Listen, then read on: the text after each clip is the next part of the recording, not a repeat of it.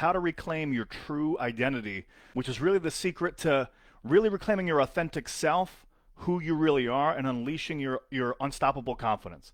Now, let me ask you a question. Comment below if you've ever experienced this before in your life. Have you ever wondered why, no matter how much you know, no matter how much learning and knowledge you do, no matter how aware you get of your patterns, that you still sometimes get stuck in the same cycles or the same repeating patterns, just like Groundhog's Day?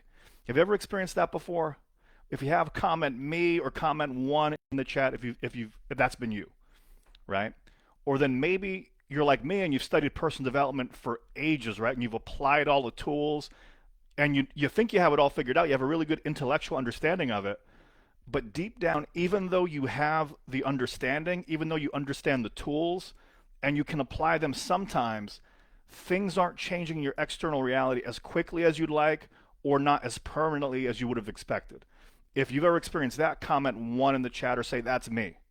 And yeah, there's no judgment if that's you. That was me too, right? And one of the things that I found is that the truth is your past conditioning is shaping your future right now, whether you realize it or not. I think we all know that at some level. But think about it. How many times have you set a big goal only to feel like you're repeating the same exact patterns over and over and over again? Whether it's procrastination or self-doubt or people-pleasing or something to that effect. But I don't have to tell you. You already know this. Those patterns aren't you. They're not who you really are. They're the result of all of these hidden conditioning, hidden beliefs, hidden decisions that were created during your early years, like 0 to 7 and things of that nature. We'll get more into that in a moment. And today what I'm going to share with you is how you can uncover and release and rewrite all of that unconscious programming in the back of your head to really reclaim who you really are and your true identity and unleash your unstoppable confidence. So if you're up for that, comment I'm in, comment I'm ready, and then we'll start going here. Now you might be wondering, like, why is this so important? Well, let me ask you a question. Is it possible that you could be doing all of the right things, pushing harder, trying to stay motivated, trying to keep yourself pumped up, but deep down like you're still stuck in the mud, like your tire's stuck in the mud and you're just spinning out and you're not making the progress that you want to, right? Or maybe you've hit success in one area of life. Experienced that before? The reason why we do this, anytime that there's something that we want to do and then we're not doing it or we're self-sabotaging, is because there's a conflict somewhere in your unconscious mind. There's a conflict somewhere in your unconscious mind. And usually it's between the ages of 0 and 7. That's called the imprinting phase. That's when you imprint a lot about yourself and the world. When you're like 0 to 7, especially earlier, even before language, you're just downloading by osmosis all these things from your parents, from your teachers, from your friends, from your aunts and uncles, from your grandparents, from the stuff you see on TV. You're just downloading all this stuff in, and you're becoming a sum total of all of this. So what that means, though, is that becomes your identity. And people think that their identity is like this fixed thing, that this is who I am and it can't change. But your identity is the sum total of all of your conditioning from the past, everything that people told you about yourself, all of your significant emotional events. So believe it or not, who you are right now, a large majority of it, you didn't even choose consciously. It was just something that happened to you just through osmosis or time. Does that make sense? If you're with me, comment I'm with you, or that makes sense in the chat if that makes sense to you. And so really what we want to do, though, is we want to give ourselves the opportunity to re-experience some of those things or to get a new lesson or a learning from that. Because whenever somebody's saying, hey, there's a version of me deep down that I know is the real version of me, but for some reason I can't let it out, what they're really saying is that they know that there's the real version of them without the conditioning. Do you guys follow? Right? So we want to figure out, how do we unleash that version of you without the conditioning so you can be who you want to be, do what you want to do, have what you want to have, instead of what so many other people do where they project their past and they project their story onto their future. Now, I think we all agree to that at some level, but the only question is, how the heck do we do that, right? It's easier said than done, isn't it? Well, I believe that you get there not by trying to push harder. I believe you get there by releasing as much as you can all of the emotional baggage from the past. Because when you release that emotional baggage from the past, it allows you to get in alignment with yourself and become your true self. Now, your unconscious mind, people, they mystify the unconscious mind. They don't really know what it means and they try to make it overcomplicated.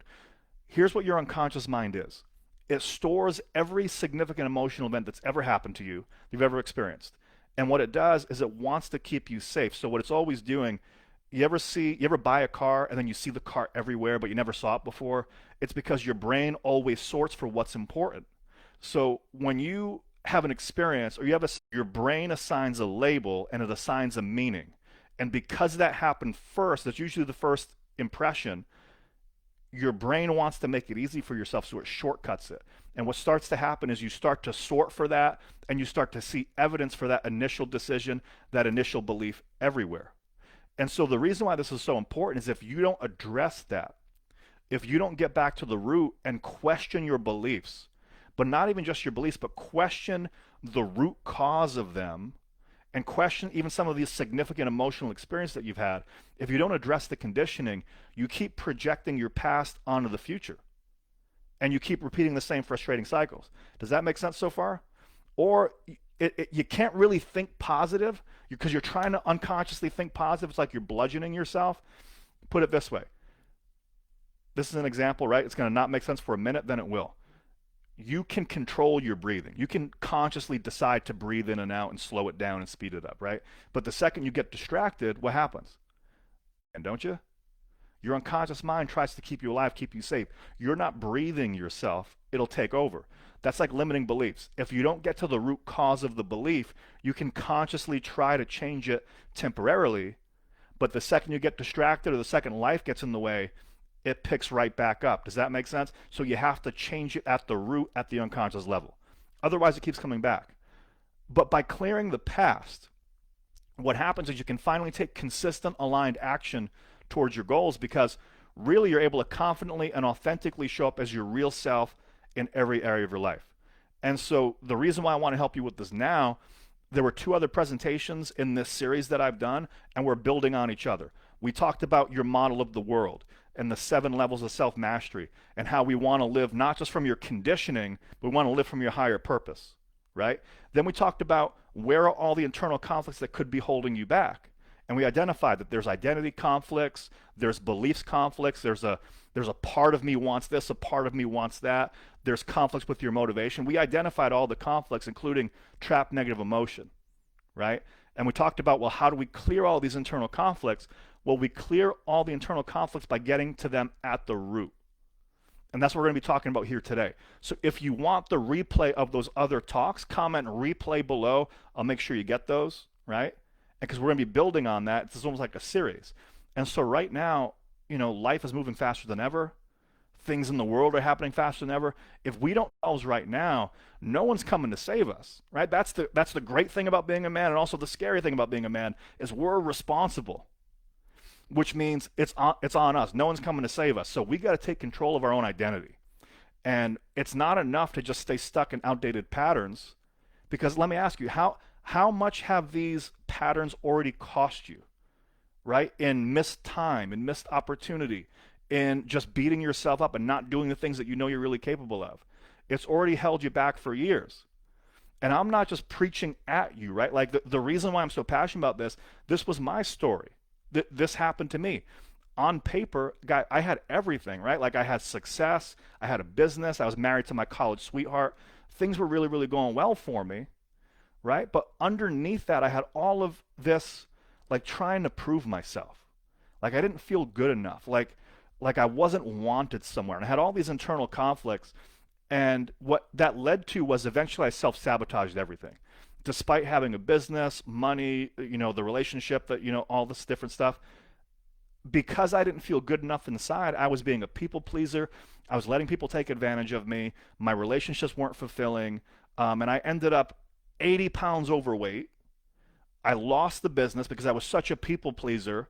I didn't want anybody to not like me, that I just let the guy that ran the company that I was working for completely take advantage of me. I let my wife take advantage of me at the time. She had addiction issues. I didn't lead her appropriately because I was being the nice guy. And I finally hit rock bottom. And I hit that dark night of the soul where it's like, something now. And no one's rescuing me. I got to be the one to do it myself. And I had a revelation. I go, you know what? I know all the self-help stuff. I've been to all the seminars. I know how to change my beliefs, but it doesn't change long term. I know how to pump myself up and get motivated temporarily. The motivation peters out it tampers down over time. I go, why do I keep self-sabotaging? And I go, it all comes down to my identity. It's who I believe I am. I don't think I'm good enough. I don't think well, I think I'm a failure, right? And it was all these beliefs about myself. And I go, but where did the beliefs about myself come about? I had a good family. My parents raised me well. They weren't abusive or anything like that. And I finally got it. And I go, oh man, I was adopted as a baby. And it might not be an adoption for you. It might be something else. But we all have these beliefs that we pick up as a kid. Now, my parents raised me. They go, we chose you. You're special. We wanted to choose you. We wanted a family. We couldn't have it. So like, it was never a surprise you're not our kid. I grew up logically knowing that I was loved and I was taken care of, and there was never an issue. But unconsciously, one of my earliest experiences was that feeling of my mother giving me up. Does that make sense? And what that created was an unconscious story of I'm not good enough and no one wants me around. And there's no amount of psychology, there's no amount of like pumping yourself up, there's no amount of belief change, there's no amount of habits that would get you out of that. You have to change that at the unconscious level. Now, that might not be an adoption for you. You'd be surprised. There's stuff where, they were the only child, and then they had their little sister came along, and their mother gave them more attention. Now they felt abandoned, right? There's all these different stories that happen. There might be when you were a kid, and you asked the first girl out when you're in preschool, and her mother told her, like, don't date any boys, right? Because she's trying to teach your girl to be safe. And she's like, my mom told me to not date you, and you're a better friend, not a boyfriend. You might have linked up that you're no good with women for the rest of your life. Do you know what I mean? But we all have these little things. For me, it was adoption. What was it for you? Because these things are running you unconsciously right now. Does that make sense? And in order to live the life that you're meant to live, what we want to do instead is, instead of pushing the boulder up the hill, instead of smashing our head against the wall, we want to transform this at the root. Because when you do, and take it from me, I've done this. I found a way to basically rewire my unconscious to let all that stuff go. My results skyrocketed. I'm not saying that to brag or impress you guys. What I'm saying is I was 80 pounds overweight and close to 6 figures worth of debt. I got out of that not by forcing habits, but by getting rid of all the stuff that didn't serve me. And it was almost like I had like an anchor tied to my ankles and it was pulling me underwater. Well, instead of trying to swim up to the surface and fight against gravity, I just chopped the anchor off. And when you chop the anchor off, you rise to the top so much more easily. It still takes work. It still takes effort. But you're no longer fighting against yourself. Do you guys follow? And that's what I'm here to offer you guys here today. So what are these stages of conditioning? What I want to pull up is I want to pull up my screen share real quick, because I think this will be useful to you. And I'm going to do this as fast as humanly possible, right? Because I want to pack a lot in here, but I also want to be mindful of my time. If you guys want more, comment replay below. We'll get you the replays of this. Or comment, I have the free self-mastery blueprint where I go into this in depth on how it works and how it can help you and things like that. So I really want to be cognizant of my time. And if you want more information, comment in blueprint and I'll get you the information. But I'm going to share with you right here, and you should still be able to see me. We talked about this. Whenever that there's something that you want and then you're not getting it, there's a conflict between your conscious mind and your unconscious mind. Not because your unconscious mind is bad, but because it's trying to keep you safe. You follow me so far? Okay. So now let me switch slides. Now we have stages of imprinting. And so if you take a look here, I'm just going to move my camera over. You have 0 to 7 is imprinting. This is when you're just getting all of this stuff from your mom, your dad, your brothers, your sisters, aunts, uncles, people around you. You're just downloading it, right? When you're a kid, it's almost like you don't really have that many filters until you get a little bit older. 7 to 14, though, now you're starting to model your friends at school. You're modeling your TV heroes like Superman, Batman, Spider-Man, and you're also trying to model your pet. Like, it's more of a conscious thing, though. You're being more like the people that you like. And then 14 to 21 that's the teenage years. That's socialization. That's when you're accepting your parents or rejecting them, or usually it's like a 50-50 mix of both. But what you're doing is from 0 to 7, 7 to 14, 14 to 21, you're becoming a mix and match and rejection of all these different people, right? You're not consciously choosing any of this stuff. And then you wake up one day, you're 20, 30, 40 years old, being like, why am I in this reality that I'm living right now? I wouldn't have chose this. Well, the reason why is because you're living based on your conditioning. You follow? And so what we want to do, we're only using 5 to 10% of our brains consciously. That's not a bad thing. If you used 100% of your brain, you'd be noticing the lights, the air conditioned hum, the electric grid. Like it would be information overload. That's called hospitalization and schizophrenia. You know what I mean? So we don't want to use 100% of our brain at all times, but we filter it. But we're only filtering. It's like what's most important is what's the 5 to 10% that you're choosing. That's the difference. And the other 95% is mostly unconscious. What we want to do is find the root cause of the things that are holding us back. And believe it or not, the root cause usually isn't the biggest event. We look for the big ones like divorce or getting fired from a job or when somebody broke up with you or something. But the real root cause is the first time you made the label. The first time you made the label of anger, sadness, fear, the first time the belief got created in the first place. Because when you create it that first time, it didn't exist before in your brain. But once you create it, it's almost like a desktop folder on your computer. And you start to store everything that's even similar to that into that file. So we don't want to just get the files themselves. We want to get to the root directory of the folder. Does that make sense in terms of the metaphor? We want to get to the root cause. And the root cause usually isn't the biggest. It's typically just the first place. So I want to show you how we develop this. I'm going to get my camera off so you can see the whole thing. Here's the phases of emotional imprinting. An experience happens and it leads to a feeling or an emotion, which is the root cause. We then perceive or interpret that experience through our filters. We assign a label or make it mean something about ourselves, other people, or the world that we live in.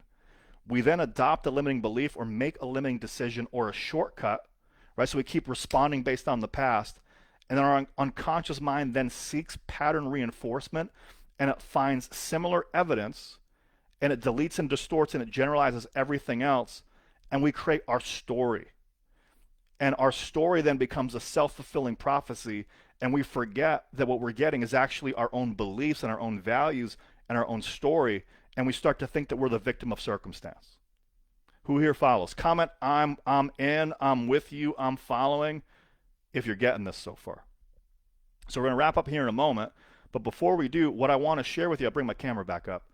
Let me move my screen, not the whole screen.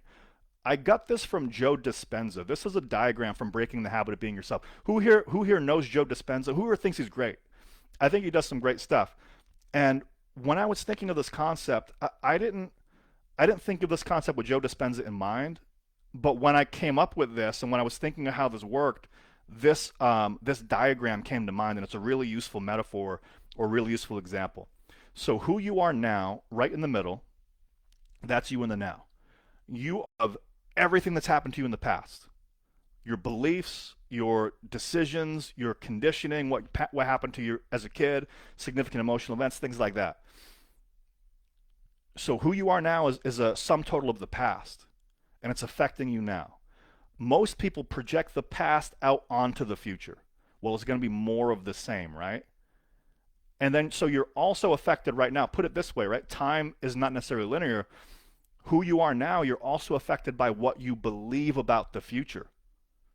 So put it this way, if you're in a car and you have a GPS and you put the end destination as a dead end, is it going to take you a different route? 100% it is. But if you put the end destination as like some mansion or an amusement park, right? Or there's like a legitimate destination, it's going to change the route, isn't it? And it's going to come up with the roadblocks. It's coming up with the obstacles. It's going to come up with it's going to reroute you to make sure you get there. So who you are now is dependent not just on your beliefs about the past, but also what you believe and assume about the future too. But mostly we're projecting the past out onto the future, and it's creating a self-fulfilling prophecy. So what we want to do instead is we want to flip this model. Let me get back to my main screen.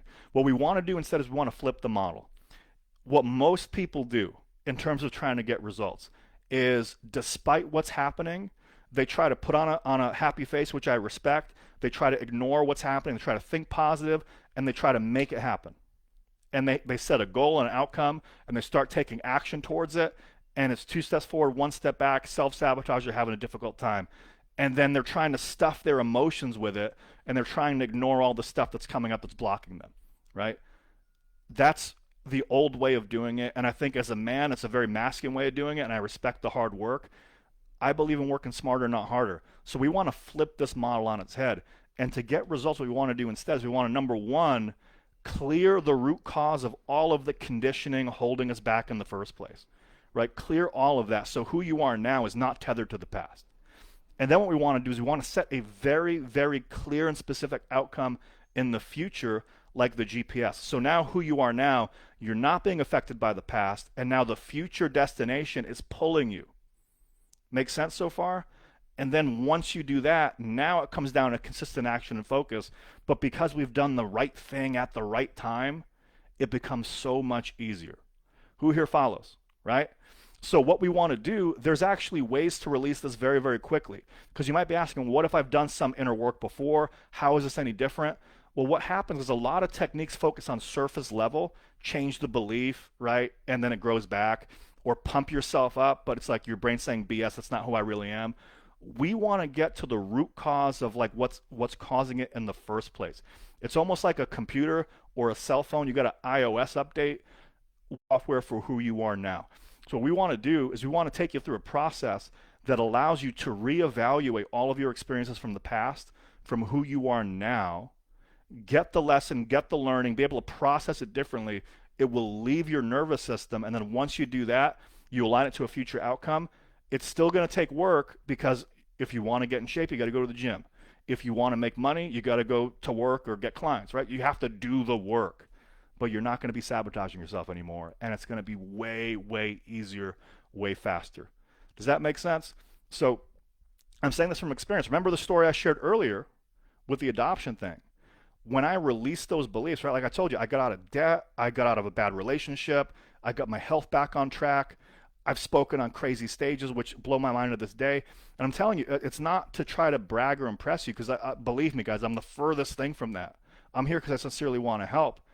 I'm here to share with you, like, I didn't do it by forcing and pure force of will.